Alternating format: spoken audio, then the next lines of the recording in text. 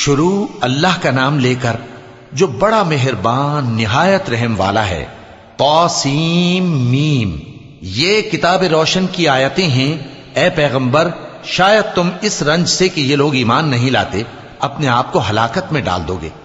اگر ہم چاہیں تو ان پر آسمان سے کوئی نشانی اتار دیں، پھر ان کی گردنیں اس کے آگے جھک جائیں، اور ان کے پاس رحمان کی طرف سے کوئی نئی نصیحت نہیں آتی مگر یہ اس سے منہ پھیر لیتے ہیں۔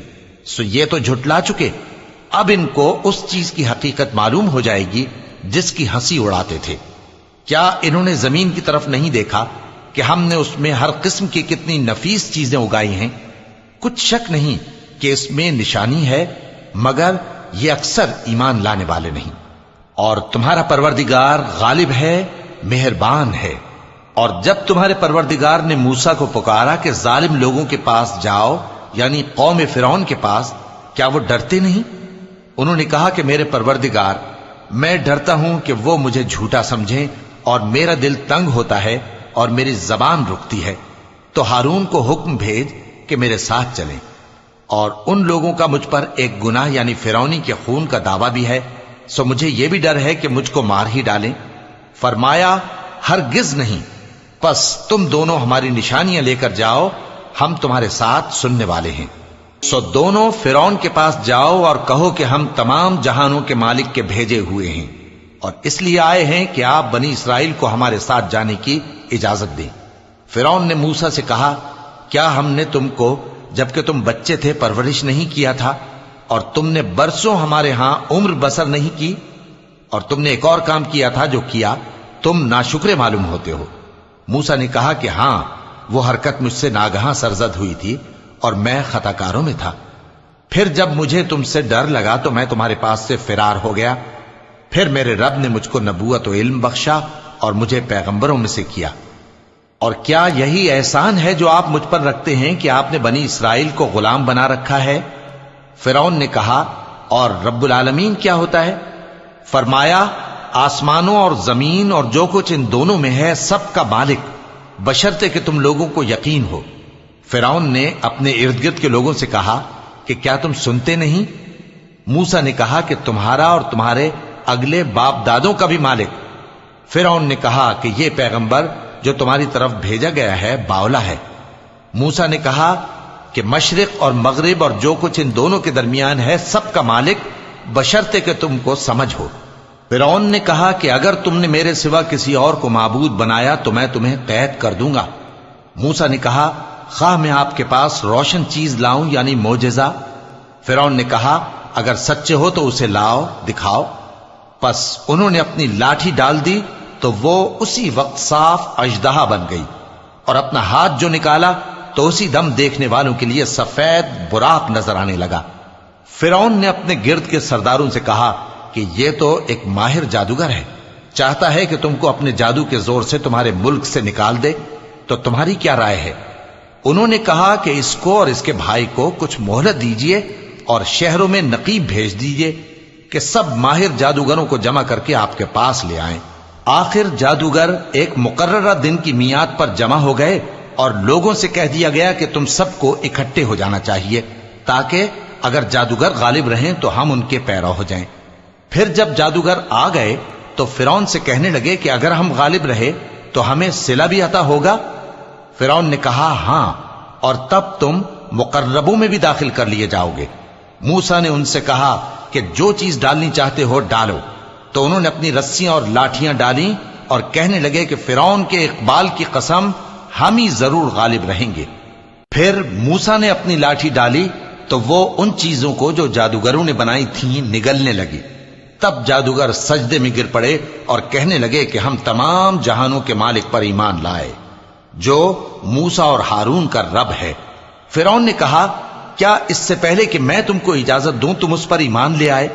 بے شک یہ تمہارا بڑا ہے جس نے تم کو جادو سکھایا ہے، سو ان قریب تم اس کا انجام معلوم کر لوگے کہ میں تمہارے ہاتھ اور مخالف سمت کے پاؤں کاٹ دوں گا اور تم سب کو سولی پر چڑھا دوں گا۔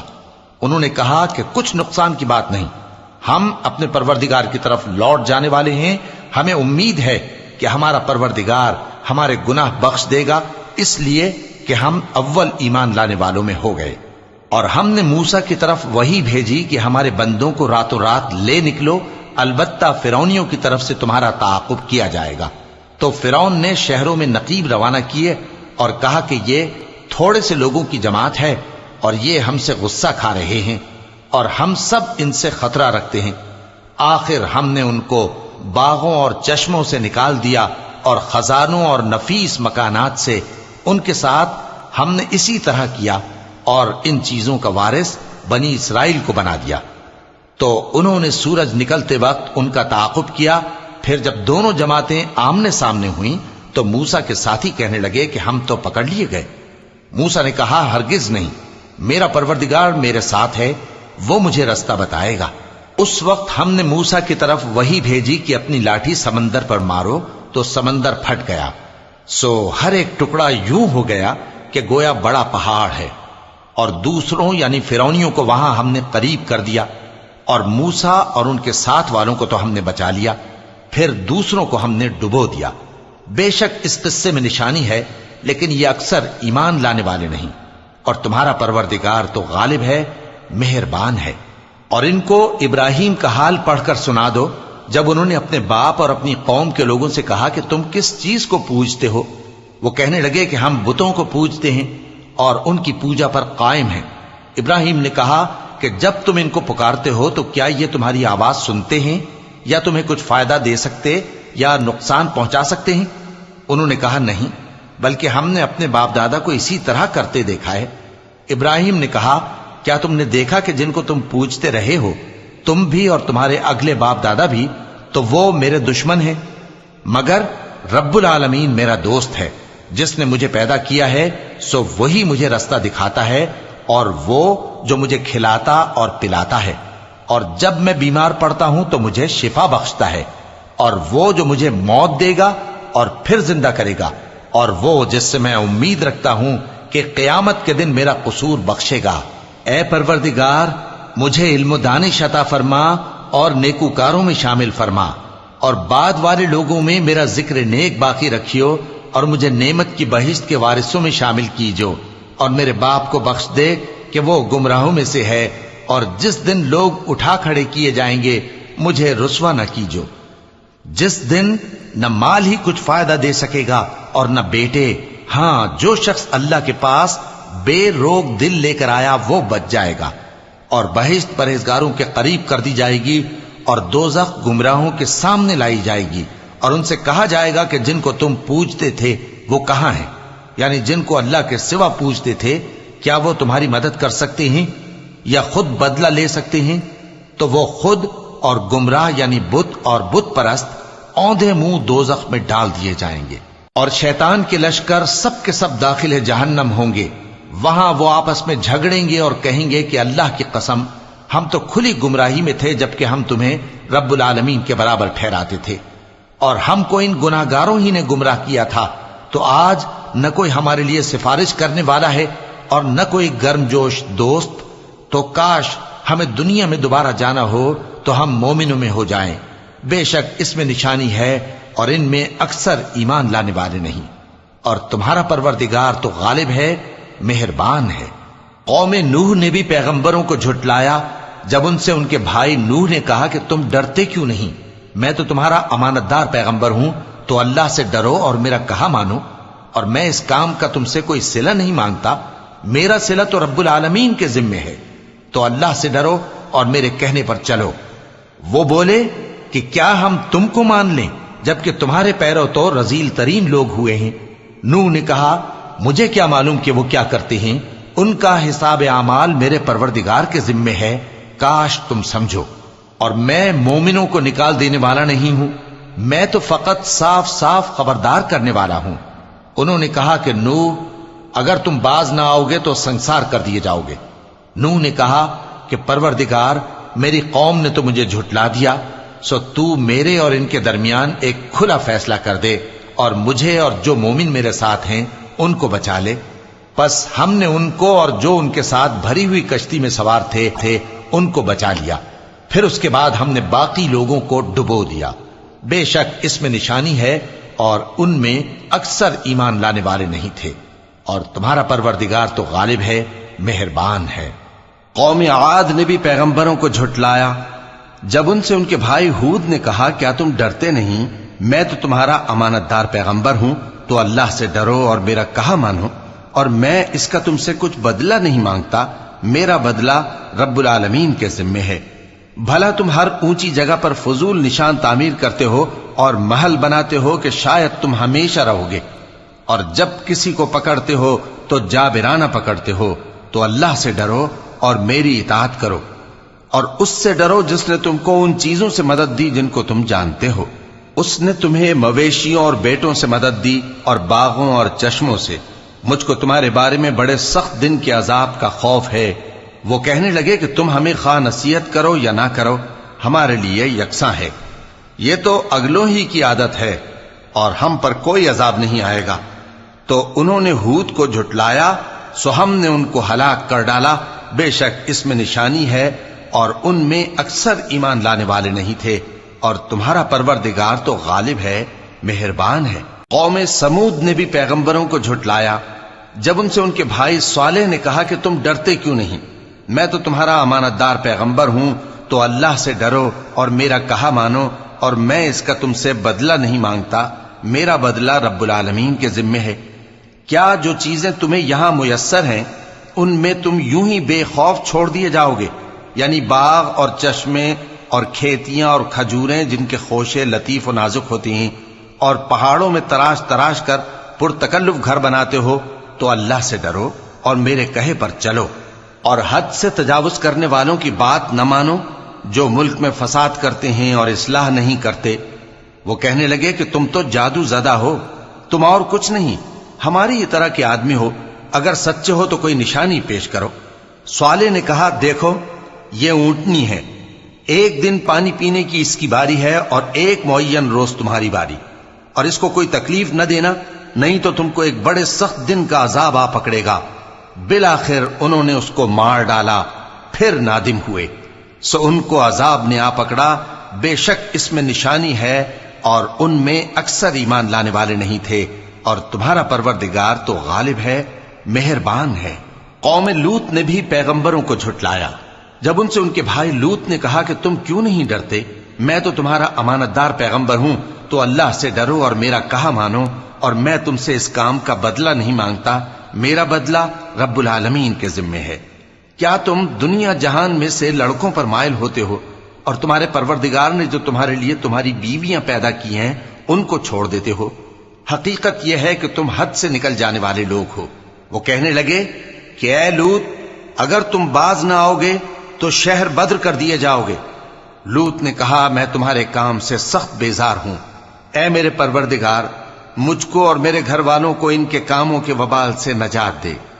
سو ہم نے ان کو اور ان کے گھر والوں کو سب کو نجات دی، مگر ایک بڑھیا کے پیچھے رہ جانے والوں میں تھی۔ پھر ہم نے اوروں کو ہلاک کر دیا اور ان پر مے برسایا، سو جو مے ان لوگوں پر جو خبردار کیے گئے تھے برسا وہ برا تھا، بے شک اس میں نشانی ہے، اور ان میں اکثر ایمان لانے والے نہیں تھے، اور تمہارا پروردگار تو غالب ہے، مہربان ہے۔ اور بن کے رہنے والوں نے بھی پیغمبروں کو جھٹلایا جب ان سے شعیب نے کہا کہ تم ڈرتے کیوں نہیں، میں تو تمہارا امانت دار پیغمبر ہوں، تو اللہ سے ڈرو اور میرا کہا مانو، اور میں اس کام کا تم سے کچھ بدلہ نہیں مانگتا، میرا بدلہ تو رب العالمین کے ذمے ہے۔ دیکھو پیمانہ پورا بھرا کرو اور نقصان نہ کیا کرو، اور ترازو سیدھی رکھ کر تولا کرو، اور لوگوں کو ان کی چیزیں کم نہ دیا کرو، اور ملک میں فساد نہ کرتے پھرو، اور اس سے ڈرو جس نے تم کو اور پہلی خلقت کو پیدا کیا۔